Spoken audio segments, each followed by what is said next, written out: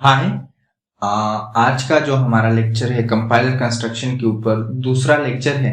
और इस लेक्चर के अंदर हम जो है जो पढ़ने वाले हैं वो हमारा जो है आर्किटेक्चर ऑफ कंपाइलर है। आर्किटेक्चर ऑफ कंपाइलर में हमारे पास दो पेजेस हैं और उन दो पेजेस को हम पढ़ेंगे, एनालिसिस पेज और सिंथेसिस पेज, जिसको हम फ्रंट एंड और बैक एंड भी कहते हैं। सही है, फ्रंट एंड ऑफ कंपाइलर हम पढ़ेंगे, बैक एंड ऑफ कंपाइलर हम पढ़ेंगे, advantages of front end and back end, why we use front end and back end. तो आज की हमारे लेक्चर का जो एजेंडा है वो ये है। तो सबसे पहले जो है आर्किटेक्चर ऑफ कंपाइलर की, या आर्किटेक्चर ऑफ कंपाइलर, इसके अलावा इसको स्ट्रक्चर ऑफ कंपाइलर भी कहा जाता है। तो ये क्या है? सो द स्ट्रक्चर और architecture of compiler is broadly divided into two phases. अभी मैंने बताया कि ब्रॉडली हम आर्किटेक्चर ऑफ कंपाइलर को टू फेजेस में डिवाइड करते हैं। The first one is analysis phase and the second one is synthesis phase. So first number पे आते हैं analysis phase. The analysis phase of compiler read the source program, divide into the core part and checks for the following errors. Analysis phase क्या करता है? जो हम source program लिखते हैं हाई लेवल लैंग्वेज में, तो उसको डिवाइड करता है पार्ट्स में और उसके अंदर एरर को चेक करता है, डिफरेंट टाइप ऑफ एरर को चेक करता है। वो एरर कौन से हैं? लेक्सिकल एरर है, सिंथेसिस एरर है एंड सिंटैक्स एरर है। सही है। फिर उसके बाद क्या है? The synthesis, the analysis phase of compiler construction generate intermediate code representation of the source code and store in the symbol table which should feed as input to the synthesis phase. हमारे पास जो analysis phase है, तो analysis phase में जो है, analysis phase जब होती है किसी भी सोर्स कोड के ऊपर, तो उसके अंदर डिफरेंट एरर्स चेक की जाती है, लेक्सिकल, सिंथेसिस एंड सिंटैक्स। फिर उसके बाद जो है उसको कन्वर्ट किया जाता है इंटरमीडिएट कोड में। और इंटरमीडिएट कोड जो होता है हमारे पास, ये एज इनपुट हम यूज करते हैं for synthesis phase. For example, जैसे इंटरमीडिएट कोड जनरेट होता है तो उसके बाद हमारे पास सिंथेसिस फेज स्टार्ट होता है, लेकिन वो इनपुट कहाँ से लेता है? इंटरमीडिएट कोड से। और वो इंटरमीडिएट कोड कहाँ से आता है? एनालिसिस फेज से। सही है। फिर उसके बाद अगर हम सिंथेसिस फेज की बात करें, the phase in which the compiler generate the target program with the help of intermediate code and symbol table। अच्छा, कंपाइलर की वो फेज है सिंथेसिस फेज जिसमें टारगेट प्रोग्राम जो है हमारे पास वो जनरेट होता है with the help of intermediate code और सिंबल टेबल। मैं समझा देता हूँ आप लोगों को। टारगेट प्रोग्राम हमारा क्या है? Machine language. So machine language क्या है? मशीन लैंग्वेज जो ओनली कंप्यूटर या मशीन अंडरस्टैंड करते हैं, 0 and 1। सो जैसी एनालिसिस फेज के बाद इंटरमीडिएट कोड जनरेट होता है, तो फिर उसके बाद जो है वो स्टोर होता है सिंबल टेबल में। सिंबल टेबल में जैसे ही स्टोर होता है तो वो हम देते हैं सिंथेसिस फेज को। सिंथेसिस फेज के बाद जो है वो टारगेट लैंग्वेज में कन्वर्ट होती है। तो सिंथेसिस फेज हमारा क्या करता है? जो इंटरमीडिएट कोड है उसको कन्वर्ट करता है टारगेट लैंग्वेज। टारगेट लैंग्वेज या टारगेट प्रोग्राम जो है हमारे पास बाइनरी लैंग्वेज 0 and 1 के फॉर्म में होता है। सही है।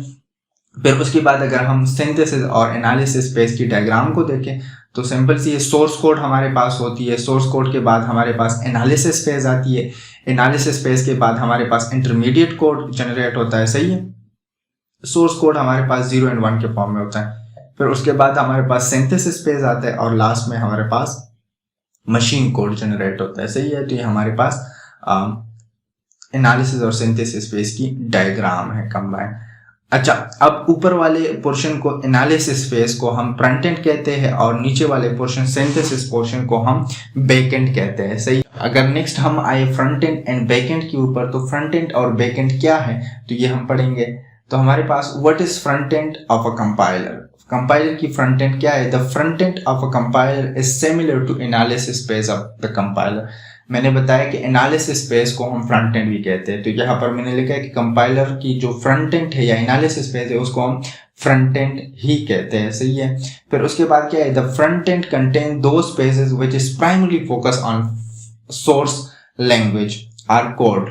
सही है। नॉट ऑन टारगेट लैंग्वेज और कोड। अच्छा, हमारे पास एक सोर्स लैंग्वेज होती है, एक टारगेट लैंग्वेज होती है। सोर्स लैंग्वेज जिसमें हम टाइप कर रहे होते हैं, जिसमें हम कंप्यूटर को इंस्ट्रक्ट कर रहे होते हैं, लाइक सी लैंग्वेज, C++, जावा है, जावास्क्रिप्ट है, HTML है, डार्ट है, डिफरेंट लैंग्वेज है, हाई लेवल लैंग्वेज। तो ये हमारी सोर्स लैंग्वेज कहलाती है। और टारगेट लैंग्वेज वो लैंग्वेज, सिंपल सी बात है, low level language, machine language, जिसको मशीन अंडरस्टैंड कर, binary language which is the form of 0 and 1। तो हमारे पास जो फ्रंट एंड होता है ये मेनली फोकस करता है सोर्स लैंग्वेज पे। सही है। और ये डिफरेंट एरर को देखता है, लेक्सिकल एरर को, सिंटैक्स एरर को, सेमेंटिक्स एरर को। टाइप ऑफ एरर हम पढ़ेंगे आने वाले नेक्स्ट लेक्चर्स में, तो उसमें आप लोग को लेक्सिकल, सिंटैक्स और सेमेंटिक्स का पता चल जाएगा। पेजेस हम पढ़ेंगे, डिफरेंट पेजेस है कंपाइलर कंस्ट्रक्शन की, वो हम पढ़ेंगे तो आप लोगों को पता चल जाएगा। तो मेनली यहाँ पर मेरे बताने का मकसद ये कि front end only work on और focus on primary source language, सही है, और टारगेट लैंग्वेज पे ये जो है बिल्कुल फोकस नहीं करता, सही है। फिर बैकएंड जो है हमारे पास फोकस करता है किस पे, बैकएंड पे, सही है। The front end of compiler only contain lexical analysis, syntax analysis, creation and maintenance of sample table, और फिर उसके बाद सेमेंटिक्स एनालिसिस फेज है और जनरेशन ऑफ इंटरमीडिएट कोड। अच्छा, यहाँ पर जो हमारे पास फ्रंट एंड होता है इसके अंदर डिफरेंट पेजेस आते हैं। अगर हम पेजेस की बात करें, नेक्स्ट वीडियो में हम पेजेस पढ़ेंगे कंपाइलर कंस्ट्रक्शन की पेजेस को। तो फ्रंट एंड हमारे पास इसके अंदर लेक्सिकल एनालिसिस पेज आते हैं, सिंटैक्स एनालिसिस फेज आता है, सिंपल टेबल इसके अंदर क्रिएट होता है, सेमेंटिक्स फेज आता है, और इसके अलावा इंटरमीडिएट कोड जो जनरेट होता है वो भी फ्रंट एंड के अंदर जनरेट होता है।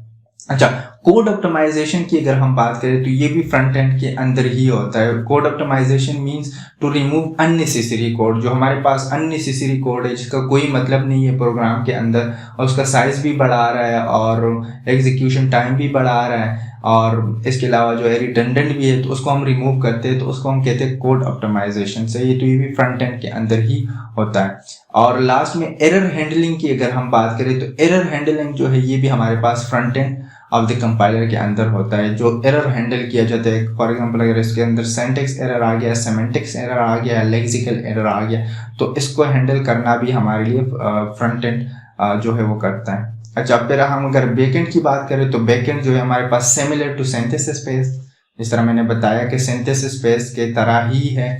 अच्छा, it mainly focus on target language, ये मैं ऑलरेडी बता चुका हूँ कि आप लोग का फ्रंट एंड जो है वो फोकस करता है सोर्स लैंग्वेज पे, और बैक एंड जो है हमारे पास टारगेट लैंग्वेज पे जो है वो फोकस करता है, सही है। और ये टारगेट लैंग्वेज कहाँ से बनाते हैं, इंटरमीडिएट कोड से जनरेट करता है। अच्छा, code generation is one of the most important part of backend of the compiler. Code को जनरेट करना, मशीन कोड को जनरेट करना, ये किसका काम है, बैकएंड ऑफ कंपाइलर का काम है, सही है। अब अगर हम फ्रंट एंड और बैकएंड की डायग्राम को देखें तो सबसे पहले सोर्स कोड होती है या सोर्स लैंग्वेज, जिसमें हम प्रोग्राम कर रहे होते हैं, सी प्लस प्लस, जावा, पाइथन, डिफरेंट लैंग्वेजेस में हम इसको जो है लिखते हैं सोर्स कोड को। फिर फ्रंट एंड आता है, सही है, फ्रंट एंड जो हमें दिखता है, और इंटरमीडिएट फ्रंट एंड के बाद हमारे पास इंटरमीडिएट कोड जनरेट होता है, और लास्ट में हमारे पास बैकएंड आता है, सही है। और बैकएंड जो है वो कन्वर्ट करता है, जो भी इंटरमीडिएट कोड होता है उसको कन्वर्ट कर देता है मशीन कोड में, which is in the form 0 and 1। अच्छा, अब यहाँ पर अगर हम बात करें कि हम बैकएंड एंड फ्रंट एंड तो यूज कर रहे हैं, तो इसकी कोई एडवांटेजेस है? हाँ, यहाँ पर इसकी एडवांटेजेस हैं। तो सबसे पहले जो है हम एक एडवांटेजेस, इसकी 3 बड़े एडवांटेजेस हम यहाँ पर डिस्कस करेंगे, जो कि बहुत ज़्यादा यूजफुल है। तो सबसे पहले जो है हमारे पास क्या है, to write new compiler for the same machine, only front end of the compiler change and the backend will remain same। अगर हम न्यू कंपाइलर बना रहे हैं लेकिन सेम मशीन के लिए, मींस एक कंप्यूटर के लिए, एक हमने कंपाइलर बनाया और दूसरा कंपाइलर अब बना रहे हैं किसी और लैंग्वेज के लिए, लेकिन मशीन सेम है, कंप्यूटर सेम है, तो हम सिर्फ और सिर्फ जो है हम फ्रंट एंड को चेंज करेंगे और जो हमारा बैकएंड है उसको क्या कर देंगे, सेम एज इट इज रहने देंगे, सही है। तो ये हमारे पास क्या है, फ्रंट एंड का और बैक एंड का एक फायदा है, सही है। तो यहाँ पर हमारा फ्रंट एंड तो चेंज होगा लेकिन बैक एंड चेंज नहीं होगा अगर हम न्यू कंपाइलर बना रहे हैं सेम मशीन के लिए, सही है। तो यहाँ पर हमारा जो टाइम है वो सेव होगा, सही है।